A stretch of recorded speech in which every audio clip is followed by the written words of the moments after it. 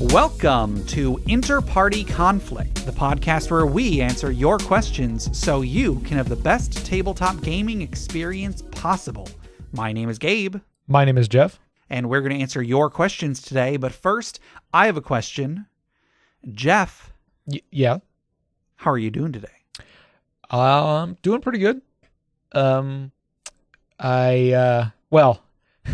I was just talking to you earlier about this, but I was playing some VR today and I got very motion sick. Sure. Which, when I first got VR, I didn't have any issues. And it's probably just because, I haven't played in a while. Yeah, probably. Yeah, so, hopefully I'll get used to it again because I just picked up a new VR game, so I want to get some time out of that. But so cool. That's pretty fun. Playing Sword and Sorcery, which is just it's very Skyrim looking combat, but it's it's VR. Is it Blade and Sorcery? Or is it Blade and Sorcery? Okay, I think so. At least that's a name I've heard recently. Maybe that's what it was. I can't remember. Okay. Anyway. Or because Sword and Sorcery is a different game altogether. Right. I was like, that's a pretty. I feel like that name's probably already taken by something. Right. Anyway. Yeah. Blade and Sorcery. That's what it is. Yeah. And it's mostly just a sandbox game where you're just fighting guys. Sure. But some of the mechanics are pretty neat. I think I saw a mod for that a while ago where somebody gave themselves a Mjolnir. Yes. And they could shoot lightning and they could fly with it. Right, yeah. Because, there's, magic spells in it and stuff, and you basically have telekinesis, which is just kind of it's more of a quality of life thing for VR games where you, you kind of need to give your players, some form of telekinesis in VR games just so they don't have to, bend over or reach over Half-Life too much. Alyx, has spoiled me on every other game because, why do I have to go over there to pick it up? Why can't I just summon it to me? Right, and, the Half-Life Alyx thing, the gravity gloves or whatever, they're so good. It felt so good. They were so snappy, and it just you just flick your wrist and things come to you and you catch it and it was so good. Yeah. So anyway, but yeah, that's what I've been up to today. What about you? So we're recording this episode a little bit earlier than we usually do because after today, I'm probably going to be working nonstop for the next maybe the next 2 weeks or close to it, and I'm tired, Jeff. I'm sorry, Gabe. I'm exhausted. It's my one day off, and I've had to do a bunch of stuff today. I have my car was in the shop. I had to go and it was at the shop by my workplace because it broke down a few weeks ago down by my work. And so I had to get it towed to the nearest place, which meant that I had to, get a ride home that day. And then I had to get a ride back to pick up my car. And then a similar thing started going wrong with my car. And so I took it back to the same place in the hopes that if it was related, it would be paid for. Right. Spoilers, it was not related. Or so they say. Well, I mean, I have reason to believe that they are telling the truth. Anyway. Right, sure, yeah. So just, I had to drive all the way out. That's took up 2 hours of my day going out there to go get it. And then also we've had a couch that we got from IKEA several months ago that something was broken with it. After I put it together, it's a fold-out bed, a fold-out couch bed. And after I put it together, we unfolded it into the bed form, and then it would not go back. And as far as I could tell, something about the mechanism was either missing or broken. So we had, we were going to take it back and get a replacement, but it basically takes the whole day as it took today. And so we had to wait until a day when both Lisa and I were available and IKEA was open.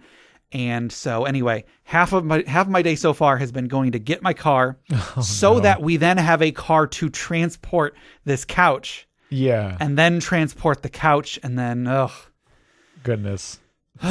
Anyway. Woof. But once we're done recording, I've got a pot roast in the slow cooker. Ooh. It's going to be delicious. Ooh. Skylar made stock today, so I made some ramen with homemade stock, and it was amazing. Cooking's great. Cooking is great. Cooking's fantastic. You know something depressing, Jeff? What's that? We've only got 5 more episodes after this one. I was about to make a joke about we should make this a dinner party conflict.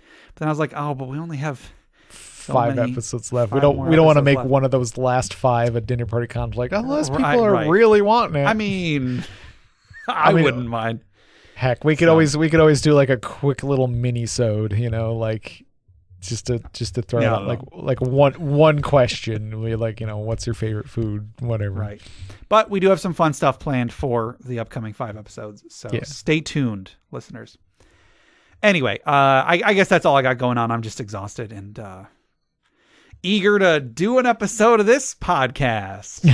No, it's gonna. I think this is gonna be a good episode. Yeah. So you want to go ahead and jump in? Yeah, let's do it. Okay.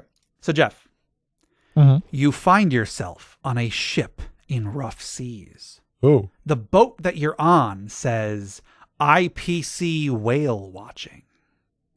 As you're looking around trying to spot a whale, the captain of the boat, a large scaled individual, points ahead and says, I see some, before he turns the boat into the cove. As the boat motors in, you see whales of all sizes. As you watch in awe, the captain says to you, I always see lots of whales here. You know what they call this place, Jeff? What do they call it? The Dragon's Fjord.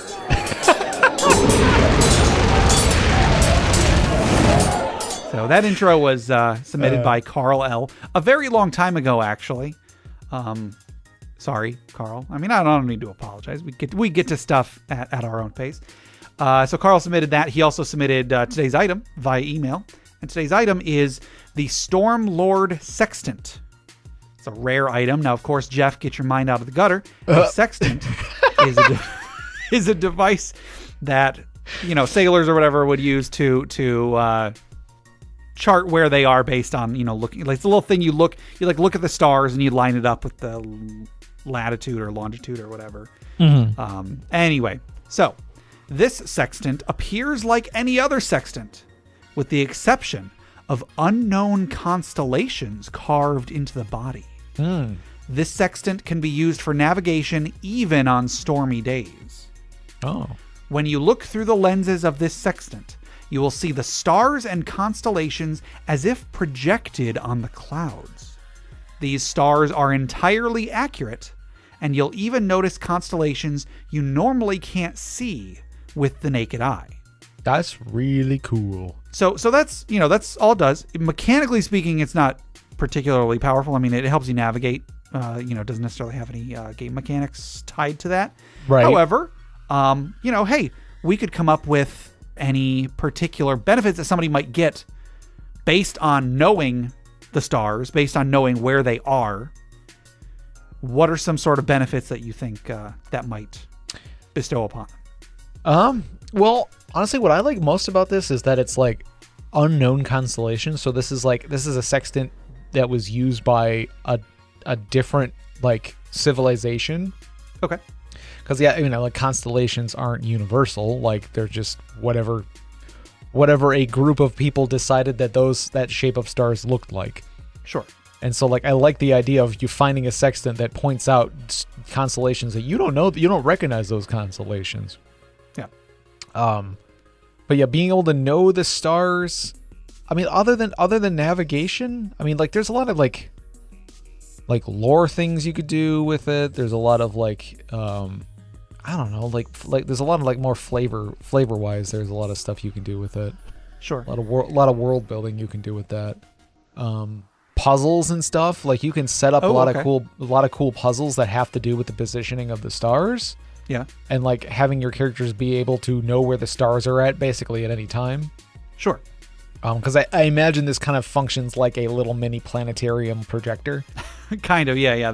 That sounds pretty good, I'd say. So I think it'd be cool if it's something you can, you can use it in a dungeon too, where it'll project it on the ceilings and walls and stuff. Yes. Okay. I didn't even think of that. That's pretty good. Yeah, which might even tell them the time of day or something while they're underground or something like that. So I see it as a really cool, it's a really cool tool for the DM to use. Sure. And and it's something that the players are using. So it's in the hands of the players, but it's something that the DM can use to kind of help them along in different things. Sure. Yeah, I feel like it could be It could be used for a lot of plot hooks and that sort of thing. I also like the idea of potentially it being a conduit that the players might think is a one-way. It's just that they can see out there. But what if when they use it, something out there can see them? Ooh, okay. I've heard of people using the Great Old One Warlock Pact Warlock Patron as being like some sort of a being out in the cosmos somewhere. Sure. So, what if the players find this and then one of them gets contacted by a Great Old One? And then, maybe they become a warlock and maybe they don't. But at the very least, it's getting them in contact with something that could potentially be very powerful and could lead them on adventures in the future, that could come to their aid if they need it, maybe in exchange for something in return. I don't know. I like the idea of this being something that the players think it's just a navigation tool, but there's actually something else going on there that they might not be aware of. See, I really like this. Man, this is giving me a lot of cool ideas because I keep wanting to put together a cool pirate adventure. Okay. And I did I backed a Kickstarter for Roll for Combat's Kickstarter for the Pathfinder. There was like a third-party Pathfinder supplement book, and it was a Monster Manual book, but then they were also making an adventure path that was very pirate themed. Oh, okay. So I got that, and hopefully it will I figure when we're done doing the what are we Abomination Vaults? Abomination Vaults, yeah. Yeah, when we're done doing that, maybe by that time I'll have my hands on that and we'll be able to do something with that. Sure. At the very least, I want to look through it and see, I maybe want to steal some ideas and stuff, just to get an idea, because I do want to make a cool pirate adventure. But this because okay, when you said old ones, because I think when people typically think of the old ones, they think of Cthulhu. Yeah. And Cthulhu is more related to the unknown depths of the sea or something. That's not strictly that. It's more about madness and unknown or something. But I think Cthulhu does come from the sea, right? But that stems from sort of the unknown scariness of the dark deep kind of a thing. Oh, I see what you're saying. Yeah. But I was what if the world, as far as world building, what if the world was just a giant, the universe or the sky was actually just continuation of the ocean? Ooh, I love that. Where it's you're on the inside of a sphere, or your world is just a bubble of a giant, an immense bubble of air within a world of basically sea of the ocean. Sure. The universe is an ocean, but the world that you're living in is a bubble that, it's like a sort of a, what I'm saying? Yeah. I've always loved I think starting with 4th edition, they really started to refer to the astral plane as being the astral sea rather than just the astral plane. And I love that as a concept way more than just, the astral plane. I love the idea that kind of like with Greek myth, there was the gods were in a physical place, and all of the heaven and hell and all that were physical places that theoretically you could walk to if you knew where they were. Right. I love the idea of, just beyond the horizon is the astral sea. And maybe it does continue on above you. Maybe it is below the earth, above the earth, whatever. That's a really cool cosmology to build your campaign around, Yeah, I think it'd be pretty neat. And then with that in mind is you're basically on the inside of a bubble. So the constellations would actually would be points of light, which would be maybe different islands along the way. Yeah. And so the constellations you're seeing are the formations of different islands. So it is like a map. It is physically a map. Sure. And you're saying, maybe other people can be looking in from, people who have these sextants. The sextants are all connected to each other in some way, so that you might see, or there might be a collection of artifacts that show up as a more bright star on the map.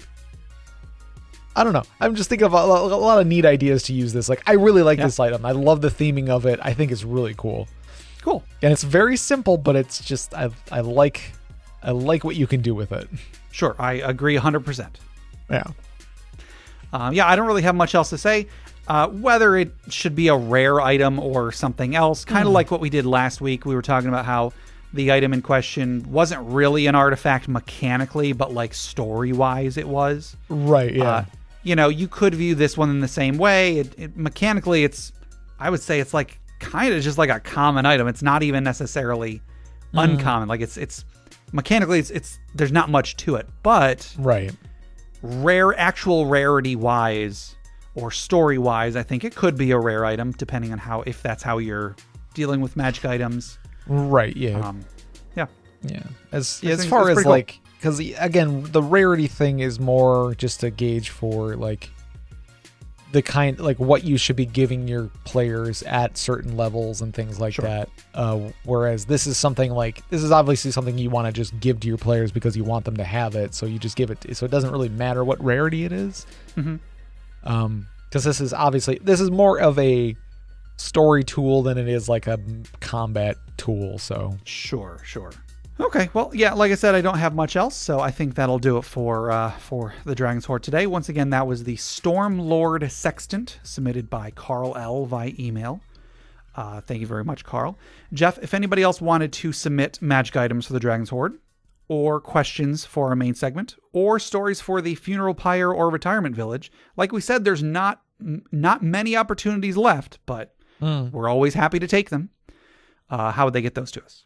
They could send us an email at interpartyconflict@gmail.com or join us on our Interparty Discord at bit.ly/interpartydiscord. That's correct. And just one more quick thing before we get into questions. Check out the other podcasts on the Crit Nation Fellowship. Check out Crit Academy, critacademy.com. Justin and the others make new and reusable content for players and DMs alike. They've got great stuff. They did meet the goal of their Kickstarter. The Extraordinary Expeditions Kickstarter did meet its goal. It was like within the last 24 hours, I think, but it did. So I'm really excited to see what comes out with that. Also check out Brute Force and Ignorance. They're an actual play podcast on the network. And then a couple other podcasts that are on hiatus, indefinite or otherwise. Check out D&D Character Lab and the Kind GM podcast. Enough of all that. Let's get into some questions, Jeff. All right, our first question comes from Stiltskin Kupo 84 on Discord, and they ask, if you wanted to run a campaign based on an earlier edition, but the character options, races, classes, etc., hadn't been updated to the current edition, how do you proceed? Yeah. So Stiltskin Kupo 84 is actually a coworker of mine. He was asking me about this at lunch a few days ago, and he was asking, he's saying that he had a campaign that he was like setting up back in 4th edition days. He had planned out a bunch of stuff, and then I think it fell by the wayside for a while, and then I was thinking about trying to get back into it. And he wants to reuse as much of what he had planned as possible. But he planned it out in 4th edition, so it's got various like 4th edition races and such as, important players in in important NPCs in the campaign. Players in the colloquial sense, not in the D&D sense. Mm-hmm. And so he was asking, what should I do in this situation? So I've got a few different options. I think this is probably something that whether anybody's going to be in this specific situation, like 4th edition, 5th edition, and so on, it's really just kind of a question of if I want to include something in the current edition of, let's say, D&D, but it doesn't exist in the current edition, but it existed before, either in a previous edition or in even a different rule set altogether. Maybe it's something from Pathfinder, it's something from Vampire the Masquerade, I don't know, whatever. What are the options for getting that into your game in 5th edition, and how well would those work for the game? Right. So just off the top of your head, do you have any ideas to toss out? Well, I feel like the simplest one to toss out would be just like reskin a different race. Mm-hmm. I would say that is the easiest way. Yeah, just kind of, maybe make a couple little tweaks or something like that just to kind of make sure that's somewhat unique, I guess. But like, for the most part, just reflavor existing races. You can always look at supplement stuff. So, or like, because there's been a couple, at least in 5th edition, I know there's been a couple books that added some player options. Sure. Volo's Guide to Monsters comes to mind. So you can like look at those, like, so you can use more options than what's available in just the base rules. So at the very least, you have a couple options to go off of when you're trying to find one to reskin. Sure. I mean, there's always the big task of just making up something, but like, basing it off of existing races, try to make a new race. So just go off of the, like, okay, they're going to get a plus, +2 to this, -1, 2 to that, or whatever the rules whatever the common rules may be. Yeah. So, first off, the actual easiest solution, and this is actually something that Stilson Kubo 84 asked me, like, oh, is this something I should do? And he was asking, should he just have the races be there, but players can't play them? Like, they exist in the world, but they are not a player option. Sure. Yeah. Okay. Yeah. I wasn't sure if it was like the players that he had already, like, they wanted to like continue using those same characters or something like that. Oh, sure. Yeah, I don't recall if he had players yet, or if he was just making the campaign. Yeah. I don't know. I'm not sure. And he's probably listening to this and like yelling at his MP3 player. Yeah. But so the absolute easiest option is to, they exist story-wise. Mm-hmm. You just don't need to come up with mechanics for them because players can't play them. Right. I can understand that. Yeah, because that exists already in the game. And it's like, there are plenty of non-playable races, and they're usually referred to as monsters, but usually, but they're at least in the monster manual. There's plenty of humanoid monster types that you could feasibly see as a playable race, but they're just not. Sure. They're maybe a little bit more powerful, off the bat, but who knows? Not every Rakshasa is going to be, super powerful. Although I don't know for sure. I don't know Rakshasas that well. But you can't play an angel, you can't play a demon, you can't play a pixie, you can't play most constructs, like you can't play in most campaign settings, in most world settings, you can't play a living construct like a Warforged.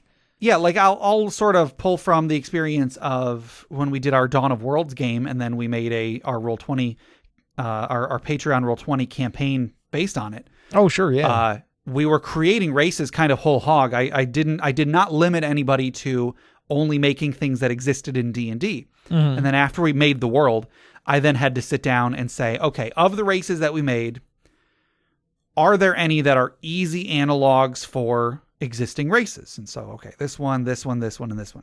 Then of the remainders, are there any of these that I could easily make or, tweak or make a new player race that fits that? But then there were a few that I just didn't feel like either it would be impossible or just more work than I was willing to put in to make a balanced player race of it. So I simply just said, some of them players just can't play as them. I think there was like a race of dragon centaurs or something. There were 4-armed orcs. And I just said, nobody can play them. If someone had come to me and was like, I really want to play one though, maybe I would have come up with something. But, I don't think anybody had any issue with there just being certain races that exist in the world that will be part of society, but are not playable races for players. And, I think most groups will be okay with that as long as it's stated at the beginning. Right, yeah. So yeah, that is one option. Second one is look at the existing 5th edition races and then figure out if any of them are kind of an analog for something that exists. Now, he gave 3 examples actually of certain races that don't exist in 5th edition. And those are the Wilden, Shardmind, and Deva. I'm not too familiar with the Wilden or the Shardmind, but the Deva, I'm a big fan of Devas. I played a character for a while that was a Deva in 4th edition. And so I've always been hoping that they would come out with a Deva in 5th edition. And to my recollection, they have not. However, specific mechanics aside, you could easily reflavor an Aasimar to be a Deva. Sure. So you could take an existing race, which is the Aasimar, which actually, I'll say, didn't exist when 5th edition started. In the Dungeon Master's Guide, there was a section about about making a new race, and they used the Aasimar as an example. So it was in the Dungeon Master's Guide as like an example of a new race. Yeah. But I believe, trying to think of which one, I think one of the books, I think it might have been Volo's, does have real stats for an Aasimar. So sure, I wonder, is it like way different than the one they gave example for? I don't think so. I think it's pretty close. Okay, all right. I just think that would be funny. That would be funny, kind of like Warforged, but yeah, I know. But I don't know. I'm not going to check to make sure. And even if the Aasimar doesn't quite fit what you were thinking of as a Deva, you could probably still look at them and then like change one or two of their abilities to make them more like the Deva. They story-wise, they were pretty similar, or at least they were similar enough, So taking an existing race and then either reflavoring them or slightly tweaking them, that's another option. Yeah. The third option is look on DM's Guild. I just did a couple quick cursory searches. I found the Wilden and the Shardmind in a $1 supplement that somebody's made. True, it's $1, and true, there's no guarantee that these are good or balanced. But, if you're willing to spend the $1 to find out, you can look at it. If you like it, use it. If you don't like it, maybe tweak that. That into something that you do like. Yeah, start that as a starting point. Always look at the reviews, look at the ratings and stuff like that. Like if you find something that, if you find somebody who's basically made the race that you're looking for, and they got a lot of good reviews and ratings, you're like, well, this is probably at the very least decently balanced, because otherwise people would be upset about it. So take a look at it, and if it's not exactly what you want, you can just tweak it from there. Mm-hmm. So yeah, if it is specifically, if it's races that you're looking for, I think those are some pretty good options. Classes are a little bit more complicated, just because there's a lot more to a class, and it's going to affect a player's experience playing them a lot more than their race is. I think, because the race is going to have some storytelling implications and such, but like mechanics wise, most of it's going to be coming from their class. Right. So that's a little hard, especially because so much of what 4th edition specifically did is just so fundamentally different than what 5th edition is going for. So you're never going to get something that feels exactly like a 4th edition class. There are some things you can do that will be close. You can kind of approximate a 4th edition fighter by using like the Sentinel feat and Shield Master and, some other stuff. But, it's close enough. I don't know. Try to find something that at least feels good enough to you. That might be something where it's better to just like, the players just can't do this. Just make up whatever you want for the NPCs, and then the players have to settle for the cheap knockoff or whatever. Sure. And then there was sort of a little follow-up question to this, and it was, does it break player immersion or present any real narrative problem if races from different editions appear in a newer edition game? I don't think so. Now, different editions, especially if we're talking about specifically D&D, I'm sure Pathfinder has similar issues between 1st and 2nd edition Pathfinder, but like in 4th edition D&D, they kind of played around with some of the established canon of various campaign settings. Like Forgotten Realms, they tore up Forgotten Realms in order to kind of level the playing field for all the new stuff they were going to be putting out. They had the spell plague come through and kill one of the or a bunch of the gods or something and destroy a bunch of whatever. And so they came up with all of these like story things to justify 4th edition being different. And I don't know if any of the particular races were tied into any of that kind of stuff that 4th edition did, but I don't think any player is going to be like, well, wait a minute, the Shardmind shouldn't be in this campaign because they were a product of so-and-so that doesn't exist in Faerun anymore. I don't think that's going to be a thing. Yeah. You have it be that they're just a variant of that had a different origin or something. Sure. Or let's say a player says like, well, wait a minute, why is there a shard mine here? And then you as the DM just look them straight in the eyes and be like, yeah, I don't know. Why is that? Right. Yeah, sure. Imply that you have some sort of a plan. Maybe you do. Yeah. Maybe you don't. By the time the player's going to forget about it. Don't worry. Just go on with the campaign. Worry about that later if it even comes up. Yeah. I like that idea. Just imply you have some grand scheme. Yeah, that is weird, isn't it? Yeah, that is very strange. Gosh. How unusual. How could that have happened? How unusual, exactly. Who can say? Yeah. So I'm sure other people have had, maybe not exactly this question, but I'm sure other people have had a similar question. Even if, like, let's say you are adapting some other RPG into D&D or vice versa, I'm sure that you can still apply some of those principles, like look at what exists, try to find a way if you can reflavor something, or just have it be there and just the players can't use it, Yeah. I don't think people will get too upset as long as they are still having a good time with the rest of the game. Of course. All right, our next question comes from the Beverage Tea on Discord, and they ask, how do you feel about starting session 1 in medias res rather than a starting point like in a tavern? Yeah, so what that means is starting out a session rather than saying, okay, so you guys are all hanging out at the tavern, or, oh, you're all hanging out at wherever, or you meet in the market, whatever. Instead, just being like, a dagger comes flying by your face, roll initiative, and then just starting out the session in the middle of the action. Mm-hmm. Or like the DM would basically pre-roll initiative and start like at turn 2, Sure. Just like some crap's already gone down and like it is, it's the fighter's turn, like the cleric just got the cleric just got hit or whatever. I don't know. Yeah. Like so you're right in the thick of it, just right off the gate. Yeah. I don't think I've ever played in a campaign that did that, but I love the idea of it. Yeah. I would love if the campaign started with, it's your turn. What do you do? There's a bad guy in front of you. You've got your weapon in hand. Yeah. I don't know. What do I do?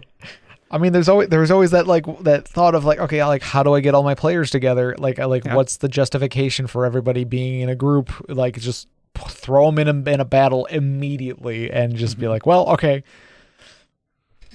Yeah, I mean that might, like, for the players that might take things a little too seriously, they might start attacking the other players. Yeah, maybe. But I don't know. Who knows? You do raise an interesting point. If you are going to do something like this, whether it's starting in the middle of a combat or in the middle of something else, right? The players not having enough context for what's happening could lead to problems.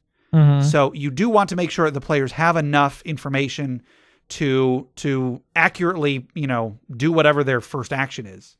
If you envision them fighting some bad guys, then you need to at least give them enough information to let them know that the other people are bad guys and maybe their party members are not bad guys.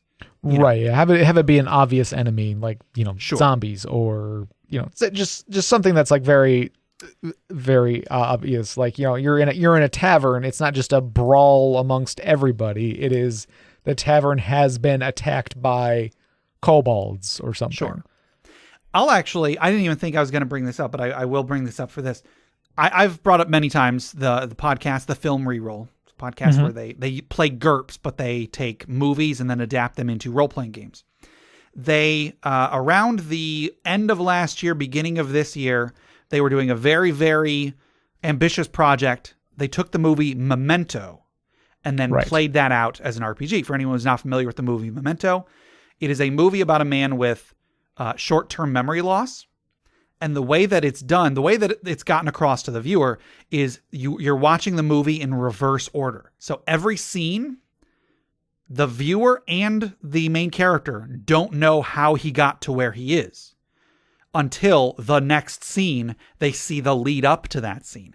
And then the next scene, they see the lead up to that scene. And then so on and so on. So it starts with the end of the movie. And then you spend the entire movie trying to figure out how he got there, why he got there, and so on.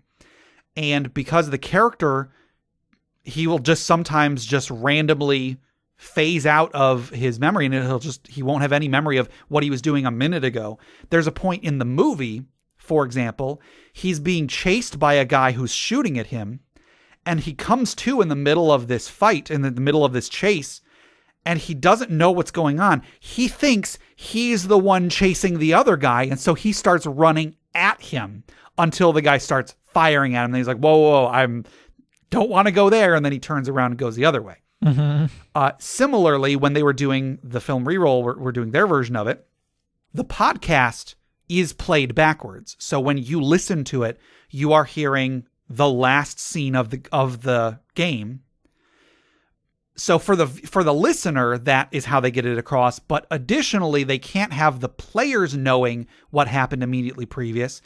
So every time the main character loses his focus, they have a different player come in and play as the character for the following scene. Oh, man. So every time a scene starts, it's a new player who does not know how they got to where they currently are. Oh, my goodness. The way that he loses focus is basically anytime he makes a roll of any kind, he also has to make essentially a will save. It's an easy will save, and he gets 3 failures before he loses it. But he'll be literally in the middle of a fight or having just convinced someone that they need to do something for him. And then he comes to and he's like, what in the world am I doing? Who are you? Why am I here? And it's great. And it is actually a great example of starting something in medias res, because every scene of that podcast, and it's like 7 or 8 episodes, every scene of that 7 or 8 episode podcast starts off in medias res, because every time it's never at an opportune time. It's always in the middle of something that a new player has to come in, immediately assess what the heck is going on around them, and then make a judgment call based on no information. Right. And so there are times where it goes really well, where not knowing how they got there served to drive the story in a really interesting way. Other times, one player will be in the middle of trying to achieve a goal, and then the next player immediately disregards that goal because they didn't know they had that goal, and they go off and do something else. So I say this all to mean that if you want the players to not go off and do something completely different than you intended them to, just make sure that you give enough information that they can make a snap decision and know what their goals are, where their objective is, and what their tools are they have on hand in order to achieve that objective. Yeah, definitely. Yeah, you got to give them as much context as you're able. Yeah. It might kind of necessitate players being better at improv. I feel like starting off in a tavern is already kind of, if you're not just going to sit there and sit on your hands until a quest giver shows up and tells you what to do. Improv can be really important for starting off in a tavern as well. But when you start off in medias res, where you need to do something, the players need to be doing something to further the scene, I feel like it's a little bit more important that they be really good at improv. So if your players are not particularly good at improv, maybe try to ease them in with a starting point. Maybe even a familiar starting point. Yeah. You want to just move on to the next one? Or? I guess, yeah. Our next question comes from Just Your Local Safeway on Reddit, and they ask, one of my players had a class feature that had completely ruined my adventure. Was I in the wrong to house rule that ability away? Yeah, so this question is probably something that a lot of DMs, whether they question whether it was wrong or not, I don't know. But I'm sure a lot of DMs run into a situation where they plan out an adventure and they didn't account for one of the player's abilities, and then the player brings up that ability, and then it's like, well, shoot. All right, guys, what do you want to do for the next 4 hours? Because I got nothing. Yeah. In this particular case, Just Your Local Safeway, I will say that it was kind of, they made kind of a bonehead move in that it was like a 10th level adventure, and basically the adventure was the party stuck in a pit, and then they didn't realize that one of the players could fly out of that pit. So in that particular case, yeah, they were in the wrong to build an adventure where that was the obstacle at such a high level. Sure. But just kind of as a more general thing, rather than dealing with that specific situation, you know, I personally think that you shouldn't just say it doesn't work. You can quote unquote house rule it away, but don't let the players know you're house ruling it away. Do what I said earlier, where one of the players goes to fly out of that pit, and then, gosh, it's the weirdest thing. Your flight doesn't work. And the player's like, well, wait, but no, my flight always works. Yeah, it does always work, doesn't it? I wonder why it's not working this time. You can figure out why later. They don't need to know that you're just, I feel like you want to be careful with that, because then I think that can create some resentment and stuff. Because like when it is sort of just like you're on the fly changing rules to suit the event, to suit the adventure, especially when it's something a rule that's directly involves a character, like a player's like abilities. Sure. It's like, this is a character that they made it for a specific reason because they wanted to do a cool thing, and you're telling them, no, you can't use that cool thing right now. Why? I don't know. Yeah, like if they made a fire mage and then suddenly, oh, whoops, all of the enemies are immune to fire. That's not fun for the player at all. Yeah, so like you definitely want to be careful and try to be deliberate, but or like, I don't know. And honestly, might be more. It might not be as fun, but I think it gives less room for things like resentment to be like, do you mind if we, I don't know, like you address the players directly and be like, I completely forgot you had this ability. Sure. Can we, do you mind if I hand wave something to make it so you can't fly right now? Yeah. Especially if you're a newer DM, not that I assume that in this case they're a newer DM, but I feel like that is something that might come up more often for newer DMs. Yeah. I'm sure newer DMs run into this all the time. Right. Because they don't know every little ability that every character can have, especially with, the further an edition goes, the more character options there are, the harder it is to know everything. Mm-hmm.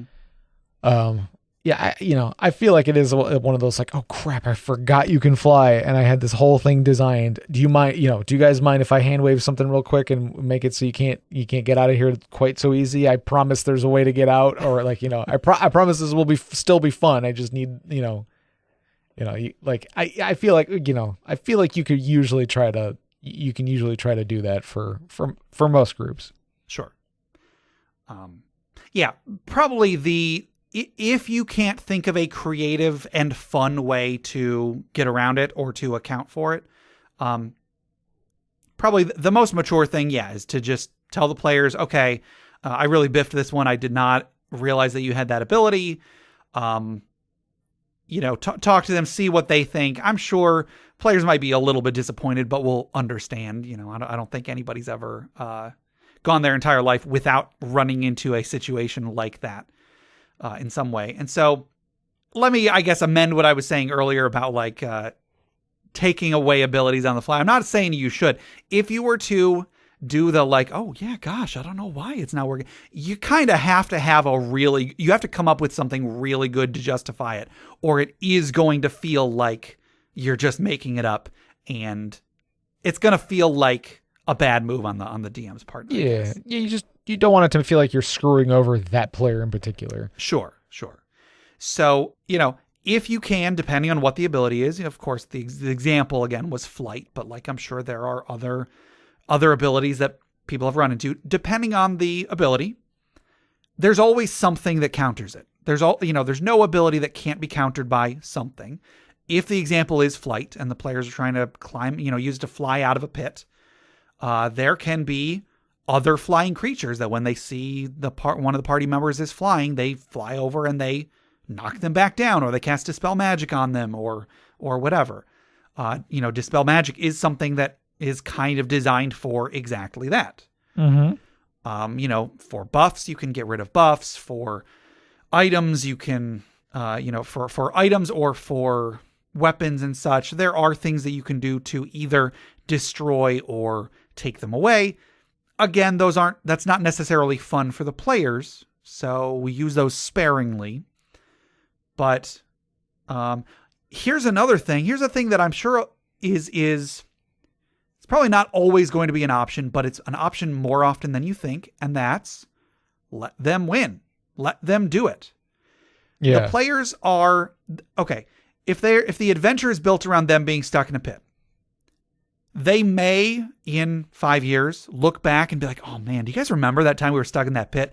That was a fun adventure. Maybe. But I feel like the odds are much higher that they'll look back at that adventure and be like, do you guys remember that time we were stuck in that pit? That was the whole adventure. And we had fly, so we just flew out. Like, it's going to be a fond memory in some way or another. Right. You might not want it to be sort of at your expense as the dungeon master. But the important thing is that the party had a good time. Hey, you biffed it. We all have that sometimes. Everybody had a good laugh. You played video games instead of playing D&D for the rest of the night. Fine. Who cares? Yeah. Don't stress over it. Especially don't do it in such a way that makes the players look back and be like, do you guys remember that time that we were stuck in that pit and the DM just kept telling me that my flight just didn't work for literally no reason except that he didn't want my flight to work because he had forgotten I had flight. Right. You don't want that fond recollection. Right. You don't want the memory of them, thinking about the bad DM they had that one time. Exactly. I mean, I'll even say DMs, don't worry. Players don't think about that. Players rarely think about that kind of stuff. DMs think about the mistakes they made far more than the players think of the mistakes they made. Right. Yeah. That being said, just like don't worry about it. Just let them feel awesome once in a while. If it's not something like flight, if it's something like, oh, I forgot the player had that spell that, could one-shot the bad guy, and then they one-shotted the bad guy. Players love one-shotting the bad guy. It's awesome. They talk about it forever. Right. Yeah. Now, I've said in the past that if an adventure or an encounter or whatever, if an obstacle can be overcome by one simple thing, whether it's one roll, one ability, one action, whatever, it probably wasn't a very meaningful obstacle to begin with. Right. So if flying out of the pit is one of the obstacles, they also have to deal with, and there's also giants outside the pit that like throw rocks at you. Okay, that's another thing. If you fly too high or if you climb too high, there's like a field of energy that, I don't know, shrinks you down or something. Like the more things that you can add onto, the more layers you can add onto the obstacle in every situation is going to make it more meaningful. It's going to reduce the odds of there just being that one thing you didn't think of, because that one thing you didn't think of only got rid of one of the layers. There's still the giants and there's still the field of energy. Right. So you just try, generally speaking, you should try to get into the habit of having your obstacles be more than just one layer. Maybe not always. Sometimes it's just one layer, and sometimes the players get through it no problem, and that's fine. But if you're building the entire encounter around this pit, it shouldn't have been just the pit to begin with. It should have been the pit and the giants and the field of energy and I don't know, there was a hidden thing in the pit that they were supposed to find that was a key to whatever. I don't know. There should always be multiple layers for like the overall thing. It should never just be one single obstacle. Yeah, some sort of invisible creature in the pit that grapples them or something. Yeah, there you go. It's got a lasso, so when you start to fly, it just pulls you right back down. Yeah. So yeah, just unfortunately, if their class feature completely ruined your adventure was probably really simple. So just get more creative with your adventures, I guess, or just accept that the players are going to overcome obstacles more often. Yeah. That's not necessary. You're not a failure if the players get through your dungeon easily. Right. Because that might just happen. It might just happen anyway, no matter how good you make it, because the dice roll that way. Yeah, exactly. So I think that'll do it for our regular questions for today, but we do still have our social media questions. Our last social media question was, how often do you like to level up? Do you recall what your answer was, Jeff? I feel like it no quicker than every other session. Okay.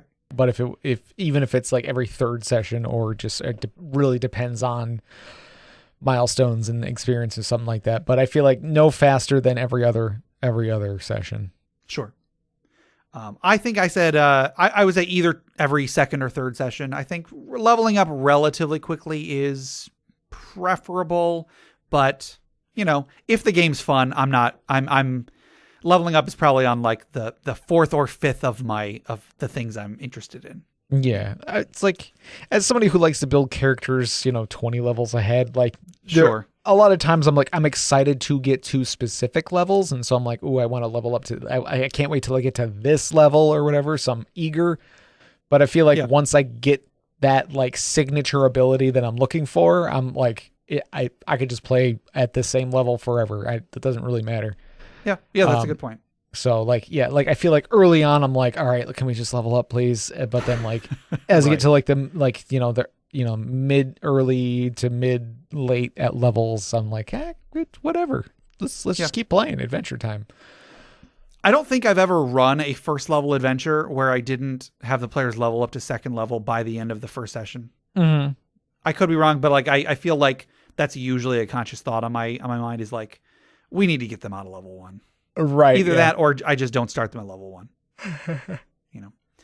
Over on Facebook, Sean M says, with the story beats and often just after a big win or just before an even bigger battle. If I have a regular weekly game, then every 3 to 4 sessions or once a month.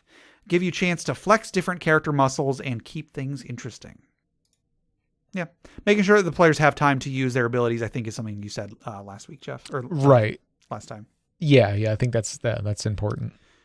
Over on Reddit, Alstar the Minotaur says, I'd say generally every 2 or 3 sessions, maybe 4 at high levels. I want there to be long enough in between for me to know what kind of upgrades my character has, while also feeling a definitive sense of progression. And yeah, I would say like the problem with having a long time between levels is just that you start to feel like you're not really progressing. You might be progressing the story, but like you as a character are not necessarily improving. Right. Whether that's true or not, but if it can feel that way, if you haven't gotten some sort of a tangible increase to stuff. Right. Yeah. At the very least, you want to be like, some sort of gain, like even if it's like throw them a magic item here and there or something. Mm-hmm. If you feel like it's a long time in between levels. Sure. Over on Twitter, Adam G says, I don't do a lot of multi-level games. As a DM, I pick a range of 1 to 3 levels based on the adventure and level up players based on how far through we are. And that makes sense, especially if you're doing like one-shots or you're just doing like one adventure. You can kind of just plan out, okay, the players are going to level up when they get here, then they're going to level up when they get here. Yeah. And they'll be done. Yeah, plot-based or milestone-based levels, or I never have any issue with that. Sure. Darren W says, I usually follow the first few levels indicated in a module, but homebrew is more fluid and depends on how hard the actual adventure becomes and how original my party reacts. Like smashing through a barn wall when making an entrance. Shaking my head. Yeah. I see, that's one thing that I do miss from the days of giving out experience. Because like I don't use experience anymore. Like when I'm running a game, I usually just either do milestones or the players just level up when it feels right, or when enough of them have asked me if they can level up. Sure. But I do miss being able to give out experience to a player that did something really clever. Yeah. And then that little bit of experience you give out is what puts them over the level. Yeah. Like those are exciting moments. Yeah. Yeah. Like inspiration has kind of taken that over, but still it's sure. It's not quite the same. Yeah. That's Carl with a K says, every couple of adventures, even when I'm using milestones, I keep a rough tab of how much XP everyone gets. I also give XP for clever solutions and role playing and level up accordingly. And that makes sense. So like using XP for the dungeon master to keep track of things, but the players level up when they reach a good milestone and when the XP is at a good amount. Yeah. Yeah. I feel like, like you do either, or you do like, you keep track of XP, and if they haven't reached the amount of XP like if they're close to leveling but not quite, and you reach a milestone, you might just bump them up to the next level just to kind of you know just sort of bridge that gap, and then start them off at the XP they would have at that level. Sure. So yeah, you just keep track of XP, but don't necessarily keep to it all the time. Sure. Over on Discord, Skillsonkupo84 says, honestly, as seldom as possible. I feel like I may be the only one to say that. But with my current work schedule, if I don't level up immediately after the game session, I likely will not remember to do it at all. And after sitting on my wooden desk chair for a number of hours, which were fun enough to distract me from the discomfort, I usually don't want to have to read through a whole list of available spells to pick from at my new level. Maybe I need a more comfortable chair. Maybe I need a more comfortable job. Who knows anymore? But it seems to me that the parts of your character that most often benefit from the level up are the combative parts. And I'm pretty sure I've established that I will roleplay around combat whenever it is possible or makes sense. 4th edition tied more of your stat modifiers for skill checks to half of your level, and I felt more incentivized to level up in that edition. And that's a good point. When there is more out of combat benefit to leveling up, even if it is just skill checks, that can be more incentive to level up more often. When it's not there, I guess I could see someone just being okay with whatever level they're currently at, because if they're avoiding combat anyway, what does it matter? Right. Yeah. And I think we did bring up the whole thing where like leveling up is really in most games, it's about the combat. Sure. Yeah. And it's just different play styles. Mm-hmm. Peace Roy Pancake says, I'm going to go the opposite of Stillskin Koopa 84 and say as often as possible. I'm half joking, of course. It's more along the lines of when it feels right, but I tend to land on the side of fast rather than slow a lot. In our old D&D campaign, we leveled up when it felt right. I'm completely open to feedback on that from my players. We were still only level 9 or 10 at the end. They started at level 3. In our most recent 13th Age campaign, we have leveled up almost every session, or at least every other. We'll probably slow it down a little once we get to the higher levels, but for now, we're going at a brisk pace. Brisk. Yeah. I remember when I was playing as Ichi in that campaign, they house ruled, we were using experience, but they house ruled the experience to make levels take progressively longer and longer and longer to level up. So like, I think it was levels like 1 through 10 were normal XP. Levels 10 to 15, you required twice as much to level up each time. So like whatever the amount was between 10 and 11, that got doubled. Then the number between 11 and 12, that got doubled. And then from 15 to 20, it got tripled. So like the idea being that it takes forever to get from like level 17 to level 18. And we still made it to level 20 or above in that campaign. So, yeah. I mean, but in that campaign, like a lot of it was super hardcore combat. A lot of it was super hardcore role playing. It was a really good mix. And there was also lots of bonus XP being given out for clever role playing, for clever ideas and so on. So it was kind of Wild West. Everything went. Everything goes. Deborah Soar says once every 3 sessions is my sweet spot. That makes sense. Mm-hmm. See what Scribe says. I always level up from 1 to 3 quickly or just start at level 3. Besides that, I used to be in the seldom camp because I like long, complex stories. Now I'm in the frequently camp because when I start a full campaign, I want to commit to finishing it, and that's tough with scheduling. So probably once every 2 to 3 sessions. Yeah. And then Floofy Shoob says, coming from 2nd edition, I still prefer you earn your XP and it comes when it comes. I don't want to level so fast that I don't have plenty of opportunities to utilize the abilities that I gain each level. The system was designed such that your characters went on tons of adventures instead of just a single story arc. It's become even less of an issue for me now that I play mostly Palladium's Heroes Unlimited, where a character has access to most of their power and versatility from day one. Levels only give you numeric bonuses. More variety open up from the get-go, giving players tons of stuff to try and GMs an easier time because they have a long time to get used to what a player's abilities are. And taking away that hunger for chasing power, variety, and utility through leveling instead of being a rabbit hunting rube for 5 levels, a force to be reckoned with for 5 levels, and then an unruly band of demigods for 7 to 10 levels more that all go by in the blink of an eye. And don't get me started on capstone abilities. You climb your way through the levels and finally get the ability that truly cements your power, but oops, the game is over, so you never got to use it even once. Oh, right. Yeah, some very good points in there. Capstone abilities are kind of a bit of slap in the face to players, because it's like, yeah, well, when is it gonna matter that you can wild shape unlimited number of times? You're only doing one more adventure and then it's over. Yeah. So anyway, that was our last social media question. Our next social media question was, your character has to help you move.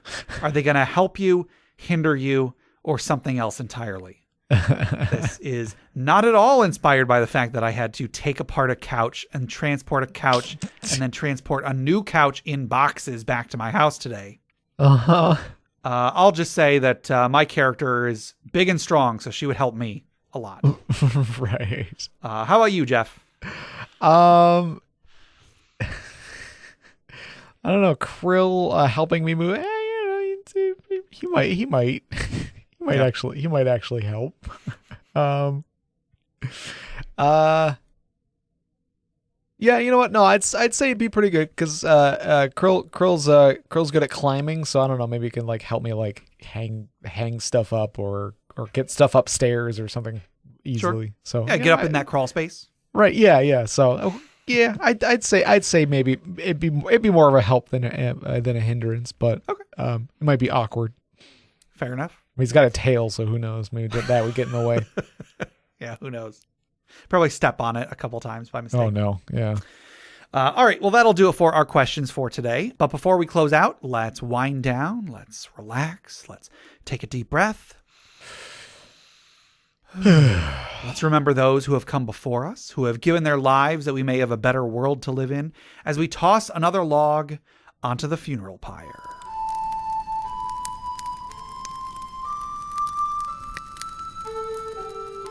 Today's funeral pyre was submitted by Sean M. via email. Again, a long time ago. Sean M. usually submits stuff through Facebook, and this one I found in my saved in my email from a while ago. Anyway, Here's a funeral pyre story. They call me Tim. Tim, the tiefling warlock of an elder god, is an interesting character. He's not evil, but maybe a little evil-ish. After him and his party colleagues had been through many adventures in Waterdeep, one faction decided to attack their ghost-bartended tavern, Spirits. Seeking answers, they followed leads and left trails of blood until uncovering a butcher-barber-style gang safe house, where their enemies were being ground up into sausage meat and sold to the local pie shop. After accidentally dropping the safe house chief into his own grinder, the party set to rigging the building and walking away down the street all cool as the building explodes behind them. Also, they may have forgotten about the squatters in the basement. Oh no. This may have been noticed by the gang's ninjas, and shortly after the party is ambushed. A saved fear spell and a few critical hits later, Tim was unconscious. He failed his first save and critically failed his second. The party rallies to recover, but their friend is now dead. Tim's body lies in state in the clubhouse above Spirits.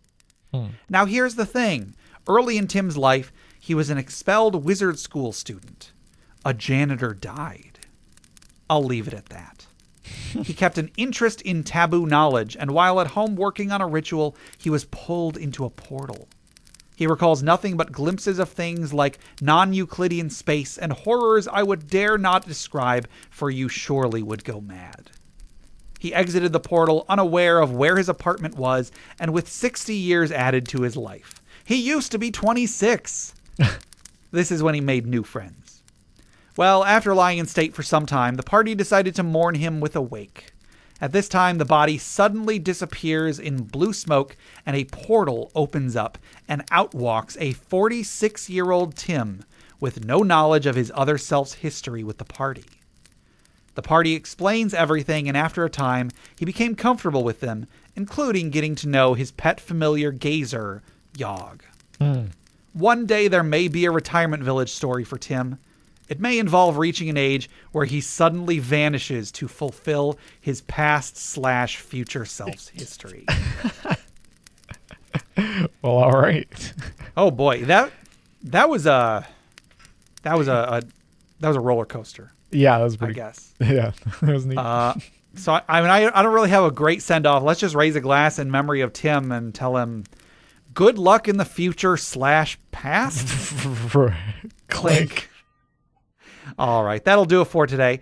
To submit questions for us to discuss, items for the Dragon's Hoard, or stories for the Funeral Pyre, please email us at interpartyconflict@gmail.com.